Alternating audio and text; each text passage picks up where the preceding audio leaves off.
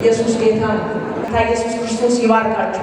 የፌስቡክ ፔጅ አለ ወኛለት ምዳራ ማቀባቀል ብላችሁ በዛ ላይ ፎሎ እና ላይክ እንድታረጉና አበረታታችኋለን። የዩቲዩብ ፔጅ አለ፣ ትምህርቶች ይለቀቃሉ። ይህንን ደግሞ ሰብስክራይብ አድርጋችሁ ከአገልግሎቱ ጋር ኔትወርኮችን እንድታደርጉ እናበረታታለን። ስላየኋችሁ በጣም ደስ ብሎኛል። አሜን።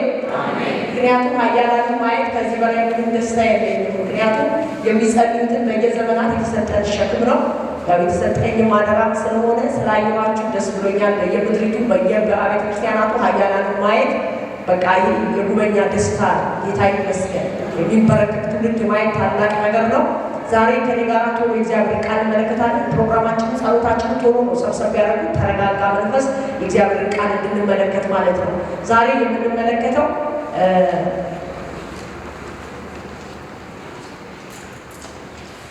ዛሬ ብዙ ሰው መጽሐፊያ ይዟል። ጌታ ይባርካችሁ። የጻፋችሁ አንድ የስክሪፕት ወረቀታችሁን አውጡና እንጽፋለን። የእግዚአብሔርን ነገር እንዲሁ በቀላል አይደለም ይዘነው። ምክንያቱም አንኳር ነው። ዛሬ የምናገረው ስለ ኢንተርሲዥን ነው፣ ስለ ምልጃ ጸሎት ነው የምናገረውና የምልጃ ጸሎትን በተመለከተ አጭር ነጥቦች ነው የምናገረው። ትከታተሉኛላችሁ ማለት ነው። ምልጃ ራሱ ምንድን ነው? ምክንያቱም የጸሎት አገልጋዮች አይደለም ሁላችንም የጸሎት አገልጋይ ነን። ማጆሪቲ በሙሉ የጸሎት አገልጋይ ነው። ስለዚህ ስለ ምልጃ አጠር አድርገን ነው የምናገረው። ምልጃ ራሱ ምንድን ነው? ምልጃ በትውልድ ክፍተት መካከል የመቆም አገልግሎት ነው። ምልጃ ጸሎት ምንድን ነው? በትውልድ ክፍተት መካከል የመቆም አገልግሎት ነው ምልጃ የምንለው ማለት ነው። ኢሳይያስ 53:12 መጻፍ ትችላላችሁ፣ ጥቅሱ ማለት ነው። ኢሳይያስ 53:12 ኢሳይያስ 53:12 ኢሳይያስ 53:12 ምልጃ ወይም ኢንተርሲሽን የምንለው በትውልድ ክፍተት መካከል የመቆም አገልግሎት ነው። ኢሳይያስ 53:12 ምን ይላል? እሱ ግን የብዙ ሰዎችን ኃጢአት ተሸከመ፣ ስለ አመፀኞች ምን አለ? ማለደ። ጌታ ኢየሱስ ክርስቶስ ስለ አመፀኞች ማለደ። ኢሳይያስ 53:12 ጌታ ኢየሱስ ክርስቶስ ነቢዩ ኢሳይያስ ገና በብሉይ ኪዳን ሆኖ በአዲስ ኪዳን ላይ ስለሚመጣው መሲህ ስለ ናዝሬቱ ኢየሱስ ነው የሚናገረው። ምንድን ነው የሚለው? በኢየሱስ ውስጥ ስላለው የምልጃ መንፈስ ነው የሚናገረው። ምንድን ነው የሚለው? እርሱ ግን የብዙ ሰዎችን ኃጢአት ተሸከመ፣ ስለ አመፀኞች ምን አለ? ማለደ። ክብር ለኢየሱስ ይሁን። ጌታ ኢየሱስ ማላጅ ነው። ስለዚህ እኛም እንድንማልድ ጌታ ይፈልጋል እና መንፈስ ቅዱስ ንገሪያቸው እንዲማልዱ እፈልጋለሁ ብሎኛል። ይሄ ፕሮግራም እንደምታውቁት በአብዛኛው ከቤተ ክርስቲያን ውጪ ላለው አልጸለይም። ምክንያቱም እግዚአብሔር በቤተ ክርስቲያን ዙሪያ ላይ ማነቃቃት፣ ማነሳሳት እንደገና መሰዊያችን ህይወታችን ማደስ ፈልጎ ነው የመጣው። መስራት የፈለገው ነገር ስላለ ነው። አደራው ግን ለእናንተ ሰጥተን እንሄዳለን። ምክንያቱም ለትውልድ እንድንማልድ መንፈስ ቅዱስ ይፈልጋል። እንዲማልዱ እፈልጋለሁ ንገሪያቸው ብሎኛል። እግዚአብሔር ለምን መሰላችሁ? ጌታ ኢየሱስ አሁንም በአብ ቀኝ ሆኖ ይማልዳል። በሮሜ ምዕራፍ 8 ላይ እንደዛ ነው አይደል የሚለው? በአብ ቀኝ ሆኖ አሁንም ምን ይላል? ይማልዳል። ጌታ ኢየሱስ ማላጅ ነው። ምልጃ ማለት የኢየሱስን አገልግሎት በሰማይ ያለውን አገልግሎት ወይንም ደግሞ እሱ እየቃተተ ያለውን አገልግሎት በምድር የምንቃተትበት የምንካፈልበት ህይወት ነው። ክብር ለጌታ ይሁን። ስለዚህ የምልጃ አገልግሎት ባህሪያት 1-4-3 ነጥብ በዚህ እናገርና ከዛ 1-2 ነጥብ ተናግሬ ጨርሳለሁ።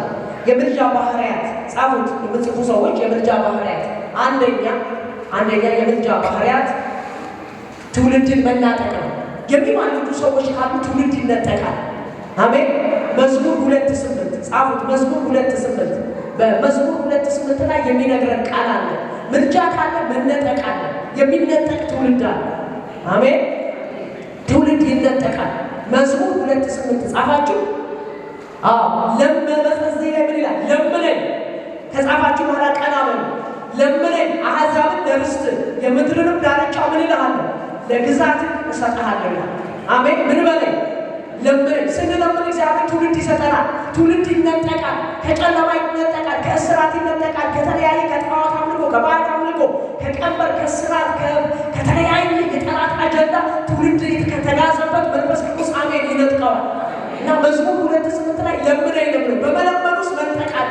በመለመን ውስጥ ትውልድ መውሰድ አለ። አንድ ጊዜ አንድ ሰው ከመናፍስት ዓለም የተፈታ ሰው ሲናገር እንደዚህ አለ። በጣም በብዙ አይነት አሰራር የተሞላ ሰው ነው እና ይህ ሰው ነፃ ይወጣና የመሰከረው ምስክርነት ነው። አንድ ጊዜ የሆነ ሆቴል ውስጥ ገባን አለ እና ሆቴል ውስጥ ገብቶ ምንድን ነበር ሊያደርግ የነበረው? መንፈሱ የሰው ደም አምጣ የሚል ትእዛዝ ይሰጣቸዋል። እግዚአብሔር ይገስጸው።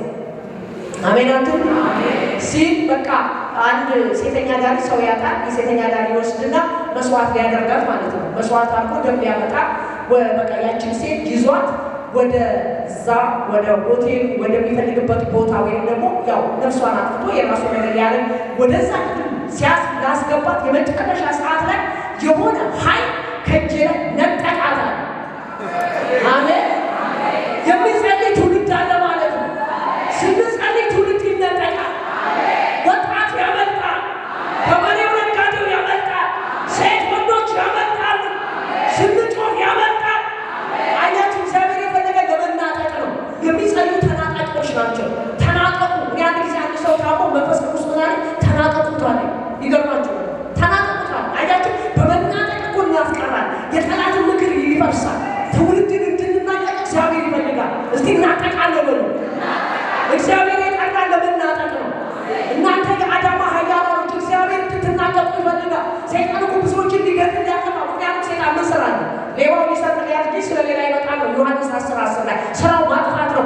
ነገር ግን ኃያላን ባሉበት ሰይጣን እንደፈለገ መስራት አይችልም። ኃያላን ይነጠቃሉ። ከምድሪቱ ትውልድ ይነጠቃል። ከርኩሰት ይሆናል፣ ከአመፃ ይሆናል፣ ከሞት ይሆናል፣ ከጭንቅ ይሆናል፣ ከአደጋ ይሆናል፣ ከመቅሰፍት ይሆናል፣ ከየትኛውም ሰመሪ ከሆኑ አጀንዳዎቹ አሜን ትውልድ ይነጠቃል።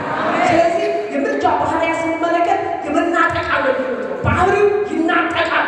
ኃያላን ካሉ እንጂ እየተናጠቀ ነው። አሁን ቅድም እየጸለይ ነው። እየተናጠቀ እኮ ከጠላት ሲስተም እየተናጠቀ ከምክሩ እየተናጠቀ ከዓላማ እየተናጠቀ ነው መንፈስ ቅዱስ። ስለዚህ ያንን የመናጠቅን ክብር ይዘን እንድንቀጥል እግዚአብሔር በእኛ ሕይወት ይፈልጋል።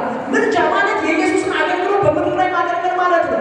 እሱ የጮኸ ያለቀ በጌታ ኢየሱስ ያለው አገልግሎት እኛ በምድር እንድንፈጽም ነው ጌታ የሚፈልገው። ክብር ለኢየሱስ። የእሱ አገልግሎት በምድር አገልግሎት በምድር የምንፈጽምበት አገልግሎት። ስለዚህ ምርጫ የኢየሱስ ክርስቶስ መልክ ነው ወይም ደግሞ የእሱ ባህሪ ነው። ሁለተኛ የፈረሰ ቅጥር የምንሰራበት ነው።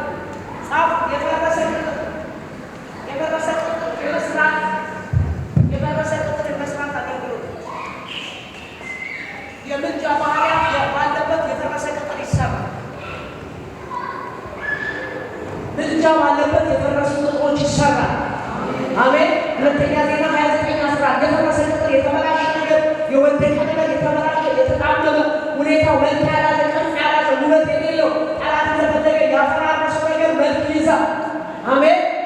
ስለዚህ ማላጆች በስፍራው ላይ ሲሆኑ በቦታው ላይ ሲሆኑ እግዚአብሔር ቅጥሩን ይሰራዋል። ብዙ የተበላሹ ነገሮች ይስተካከላሉ። እስቲ ይስተካከላሉ። እንደለም አንቺ በትውልድ ስትቆም እግዚአብሔር ያችን ነገር አሜን ይሰራል። ያንተ ቤት ጉዳይ ይሰራል። የዘራችሁ የልጆቻችሁ ነገር እግዚአብሔር አሜን ይሰራል። ሃሌሉያ። ስለዚህ ስንጸልይ እግዚአብሔር መልካምነት በሰፈራችን ያልፋል። በሁለተኛ ዜና ላይ 29:11 ላይ እንደዚህ እናያለን። ንጉሥ ሕዝቅያስ የተባለው በነገሰ የመጀመሪያ የንግስና ጊዜ ሲያገኝ ይህ ሰው በወጣትነቱ በልጅነቱ ነው ገና የነገሰው። ገና እንደነገሰ ግን ምንድን ያደረገው? ሲመጣ ቤተ መቅደስ ተቆልፏል፣ በሮች ተዘጋግተዋል። ካህናት የመቅደስ አገልጋዮች ናቸው። ሌዋውያን ካህናቶች የመቅደስ አገልጋዮች ናቸው እና ሕጉን የማስተማር ጸሎት የማቅረብ በሰውና በእግዚአብሔር መካከል የመቆም አገልግሎት ነው ብዬ ትናንት ተናግሬያለሁ። ያንን አገልግሎት ትተው ወደ ንግድ ገብተዋል። ስለዚህ የእግዚአብሔር ቤት ተቆልፏል፣ ደጁ ተዘግቷል። ስለዚህ ሁሉ ነገር በዚህ ሁኔታ ውስጥ ስለነበረ ንጉሱ የመጀመሪያ ሲነግስ ፓርላመንቱን አይደለም ያስተካከለው፣ የገንዘብ አቅሙን አይደለም ያስተካከለው፣ ኢንቨስትመንቱን፣ ልማቱን ወይም የጎረቤት ሀገር ግንኙነቱን መልካም እንዲሆን አይደለም፣ ወይም የጦር ጄኔራሎቹን አይደለም ያስተካከለው።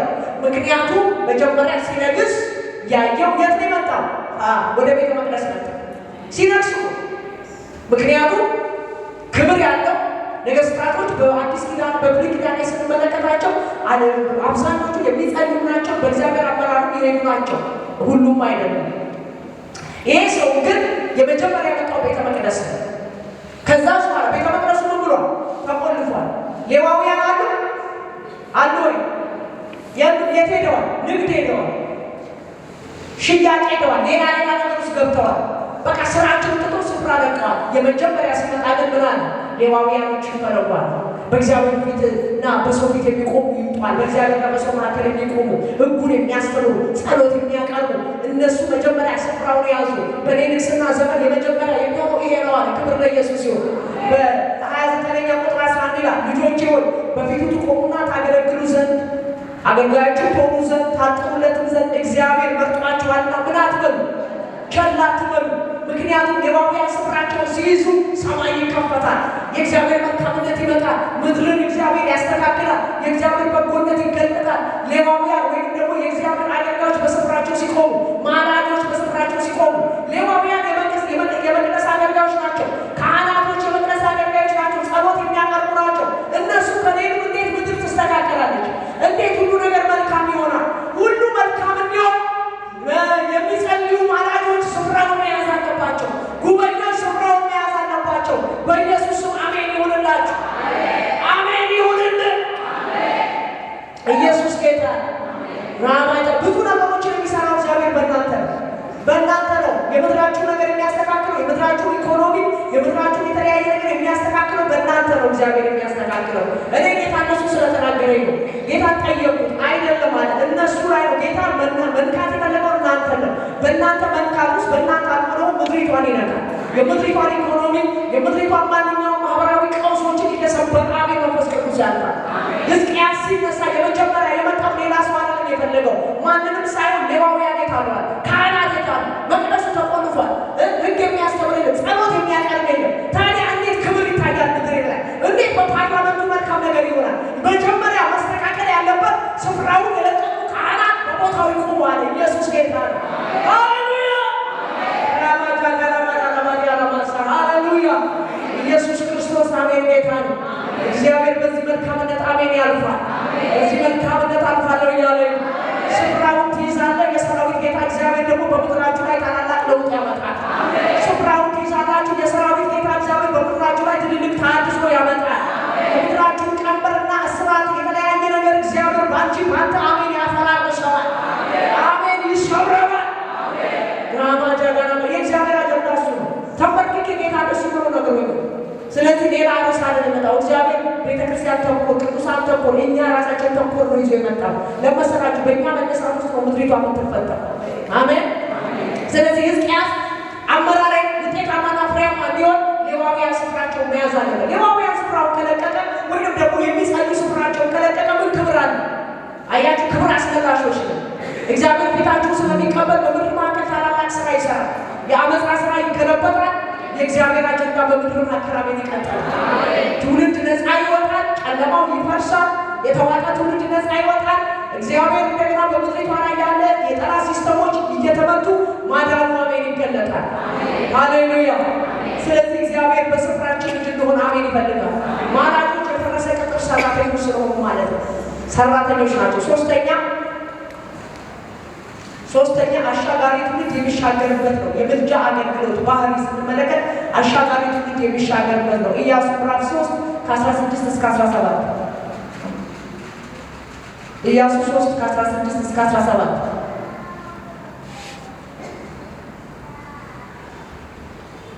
ኢያሱ 3 ከ16 እስከ 17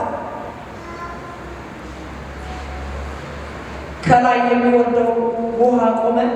በጾር አታን አጠገብ ባለችው አደም በምትባል ከተማ በሩቅ ቆሞ በአንድ ክምር ተነሳ። ወደ አረባ ባህር ወደ ውጭው ባህር የሚወርደው ውሃ ፈጽሞ ተቋረጠ። ሕዝቡ በኢያሪኮ ፊት ለፊት ተሻገሩ። አሜን። የምልጃ ባህር ስንመለከት ምንድን ነው? አሻጋሪ ትውልድ የሚሻገርበት ነው። ጉበኞች፣ የሚጸልዩ ማላጆች ማለት አሻጋሪዎች ማለት ነው። ያንተ የሚጸልዩ ሰዎች ስማቸው ልዩ ስማቸው አሻጋሪ ይባላል። አሻጋሪ በሉ። አሻጋሪ ነን፣ አሻጋሪ ነን። ሃሌሉያ። ኢየሱስ ጌታ ነው። ጃና ማራራባላ ነገስታት መሻገር ያልቻሉ፣ ህዝብ መሻገር ያልቻሉ የሚማልዱ ያሻግራል። ከዚህ በፊት ብዙ ጊዜ ምሳሌ ተናግሬያለሁ። አንድ ጊዜ የአባይ ግድብ በሚሰራበት ጊዜ ገና እቅዱ በወጣ ጊዜ ማለት ነው ይጸለይ ነበር። ሲጸለይ መንፈስ ቅዱስ አስረዳኝ፣ በደንብ አብራራ። ጌታ ምን አለ? ትልልቅ ፕሮፖዛሎች ሊሰሩ ይችላሉ። ትልልቅ በጀት ሊመደብ ይችላል። ትልልቅ ደግሞ ምሁራን ሊመጡ ይችላሉ። ይሄንን ስራ የሚያግዙ በውሃ ዙሪያ ላይ ትልልቅ ተመራማሪዎች እውነቱን መጥተዋል። በጣም የተመራመሩ የውሃ ጥናት የሚያጠሩ እንዴት እነዚህ ዳሞች እንደሚሰሩ ትልልቅ ፕሮፌሽናል ሰራተኞች ተሳትፎበታል እና ሊመጡ ይችላሉ አለ። ብዙ ነገር ሊሆን ይችላል። ምሁራን በዚህ ነገር በውሃ ላይ የሰሩ ብዙ ነገራቸውን የሰሩ በዚህ ያው ብዙ ነገር ሊያደርጉ ይችላሉ፣ ሊሳተፉ ይችላሉ። ነገር ግን አለ መንፈስ ቅዱስ እናንተ ግን መንፈሳዊ ውጊያውን አሻግሯቸዋል። መንፈሳዊ ውጊያ በተመራማሪ ይሻገራል። በውሃ ተመራማሪ ይሻገራል። መንፈሳዊ ውጊያ ይሻገራል። በፕሮፌሰሮች በኢንጂነሮች የውሃ ልማት ያቀርቡ በታላላቆች ይህ ይሻገራል። አሻጋሪው ግን ማን ነው? መንፈሳዊ ውጊያን የምታሻግር አንተ ነህ። መንፈሳዊ ውጊያውን የምታሻግሪው ግን አንቺ ነሽ። ኢየሱስ ጌታ ጃና ማራራ ባለ በዚህ ብዙ አሻጋሪዎች አሉ ለኛ መንፈስ ቅዱስ አሜን። ብዙ አሻጋሪዎች አሉ ለኛ ትውልድ ያሻግራሉ። በምናቸው ነው የሚያሻግሩ? በጸሎታቸው፣ በእንባቸው፣ በጩኸታቸው፣ በለቅሷቸው፣ በእግዚአብሔር ፊት በመውደቅ ጣልቃ ገባ በማለት ወዴት ነው በማለት ለመሆኑ እስራኤላውያኖች በዚህ ዮርዳኖስ ጋር መጥተው ነበር። እስራኤላውያኖች አይደል ዮርዳኖስ ጋር በደረሱ ጊዜ ምንድን ነው የሆነው? ውሃው ሞልቷል። ጊዜው የመከር ጊዜ የክረምት ጊዜ ነው። በጣም ከበድ ያለ ሙላት ይታያል።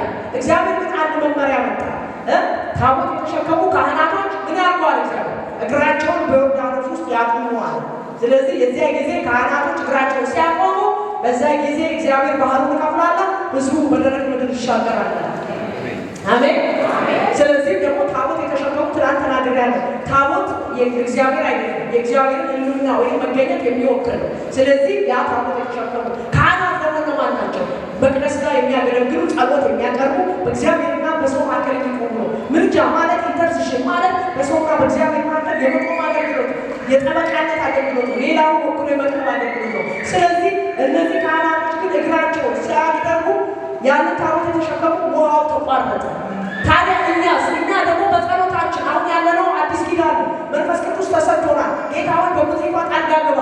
ወጣቱ ወደ አንተ መንግስት ይምጣ፣ ህፃናቶች ወደ አንተ ይምጡ፣ አባቶች፣ እናቶች ትውልዱ ይወረስ፣ በተለያየ ስራ ውስጥ ያሉ እያልን ስንጸልይ መንፈስ ቅዱስ በጩኸት በእንባ በጸሎት ውስጥ ምን ይሰራል? ትውልድ እየነጠቀ ነው። ትውልድ እያሻገረ ነው። ትውልድ እያስመለጠ ነው። ትውልድ ከጠላት እያወጣ ነው። ኢየሱስ አሜን ጌታ ነው። ከእስር ቤት እያወጣ ነው። ከሽሻ ቤት፣ ከዳያ ቤት፣ ከተለያየ ርኩሰት ከሚሰራባቸው ቦታዎች ላይ አሜን ጌታ ያወጣቸዋል። ሃሌሉያ። ተቃራጩ እስር ቤት ትልቅ ሰዎች ተቀብተው ሲወጡ እኔ አይቻልም። እግዚአብሔር ሲሰራ ተመልክቻለሁ። በዘመኔ ያየሁት ትልልቅ አሁን በቤተ ክርስቲያን ላይ ስፍራ የተሰጣቸው። ስለዚህ ለእስር ቤት ላሉ እስረኞች፣ በብዙ ነገር የታሰሩ አመፀኞች ብለን ስንጸልይ እግዚአብሔር ታምር ይሰራል። ጳውሎስ እስር ቤት ሆኖ ሲጸልይ ፊሊሞና የተባለ ሌባ ነበር። ይቅርታ አናሲሞስ የሚባል ሌባ ነበር። የፊሊሞና ዕቃ ሰርቆ የገባ ማለት ነው አይደል? ስለዚህ ጳውሎስ ደግሞ እዛ ይጸልይ ነበር። ጳውሎስ የጸሎት ሰው፣ ከዛ ወንጌል መሰከረለት፣ በጌታ ዳነ። ስለዚህ ትናንት ያልጠቀም አሁን ግን ለእኔና ላንተ ስለሚጠቅም ስለ ልጄ አናሲሞስ በመንፈስ ለወለድኩት ልጄ እንዲህ ይልሃለሁ። ስንጸልይ እስር ቤቶች ሁሉ ያሉ ምን ይሆናል? ታላላቅ ነቢያት፣ ታላላቅ አስተማሪዎች፣ ፓስተሮች፣ ወንጌላውያን ሆነው መንፈስ ቅዱስ በሚጠቅም ክብር እየነካቸው አሜን ያወጣቸው። ኢየሱስ ጌታ። የሚጸልዩ ሰዎች አሻጋሪዎች ናቸው ማለት ይሄ ነው። በምድር መካከል ፖለቲካዊ ቀውስ፣ ኢኮኖሚያዊ ቀውስ፣ ማህበራዊ ቀውስ፣ የተለያየ ሰይጣን የሚያመጣቸው ብዙ ቀውስ፣ በባህል በሃይማኖት በተለያየ ነገር ቀውስ በሚመጣበት ጊዜ የሚጸልዩ ጣልቃ እንዲገቡ እግዚአብሔር ይፈልጋል። እጃቸውን አንስተው ወደ ሰማይ የሰራዊት ጌታ እግዚአብሔር ሆይ ጣልቃ ግባ፣ ምሕረትን አግኝል ሲሉ የሰራዊት ጌታ እግዚአብሔር የጥፋትን ስራ ይገለብጣል፣ እጁን ይዘረጋል፣ ትውልድ በመልካምነቱ አሜን ያሻግራል ማለት ነው። ማሻገር ማለት ይሄ። ነገር ግን የሚያሻግሩ ትውልዶች አሁን እኮ በዚህ ቦታ ላይ ያነበብኩት ነገር ታቦቱን የተሸከሙ ውሃ ውስጥ ገቡ አይደለም? ሲገቡ ምን ሆነ? ውሃው ተከፈለ አይደለም? ተከፈለና እስራኤል ምን አለ? ሄደ ተሻገረ። ከዛም በኋላ ታቦት የተሸከሙ እዛው ቀሩ ይላል ወይስ ወደ ኋላ ተመለሱ ይላል? ምን አሉ ይላል? ሁሉም ተሻገሩ። ግን ህዝቡ ሲሻገሩ ድረስ አሻጋሪዎች ናቸው። ስለዚህ እነሱ ቆመዋል። ህዝብ ግን ምን እያለ እየተሻገሩ። ምናልባት አንተ ነገር ያልተሰራ እኔ ለሌላ ሰው መጸለየው ልትሉ ትችላላችሁ። የሚገርማችሁ ነገር አሻጋሪ ትውልድ ግን ይሻገራል። የምልጃ ባህሪ የምነግራችሁ የሚያሻግር ትውልድ የሰራዊት ጌታ እግዚአብሔር ያሻግረዋል። አሻጋሪዎች ይሻገራሉ። ሃሌሉያ። እግዚአብሔር አሻግራለሁ እያለ የእናንተንም ነገር እሰራለሁ ያችለኛል መንፈስ ቅዱስ። ቤታችሁን እጎበኛለሁ፣ ልጆቻችሁን እጎበኛለሁ፣ የእናንተንም ስራ እሰራለሁ ያችለኛል መንፈስ ቅዱስ። ሃሌሉያ። መልካምነቴን አሳልፋለሁ፣ ከመልካም ነገር አትጎሉም ይላችኋል የሰራዊት ጌታ እግዚአብሔር። ስለ ሌላው ጮኸ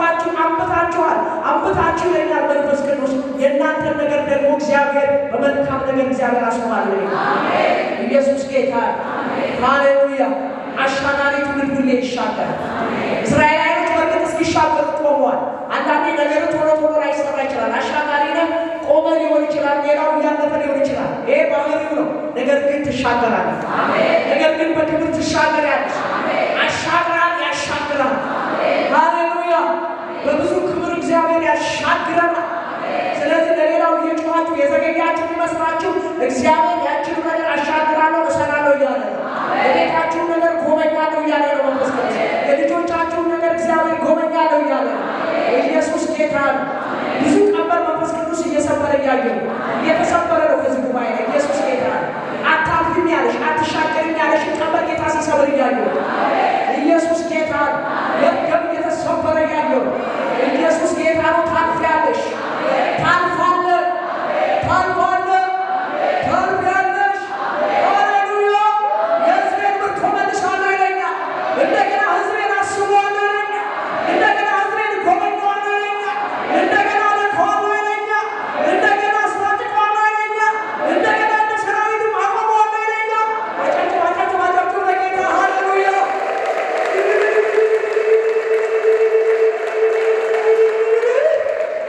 የብዙ ሰው ምርኮ ተመለሰ አለ ጌታ። ምርኮ ተመለሰ፣ ምርኮ ተመለሰ፣ ምርኮ ተመለሰ። ኢየሱስ ጌታ ነው። ምርኮ ተመለሰ። ሃሌሉያ። ምርኮ ተመለሰ። ግን ልንገራችሁ እግዚአብሔር የእናንተ የቤታችሁ ነገር ይሰራል። ጌታ እየተናገረ ነው። የብዙ ሰዎች ነገር እዚህ ቤት ውስጥ እዚህ ይሰራል እያለ ይሰራል እያለ ነው። አንተሰሽ አትቀሪ። ቀንበሩ ይሰበራል። ቀንበሩ ይሰበራል። ቀንበሩ ይሰበራል። ሃሌሉያ። ክብር ይሁን ለጌታ። አንዴ ታጨበጭቡ ለጌታ።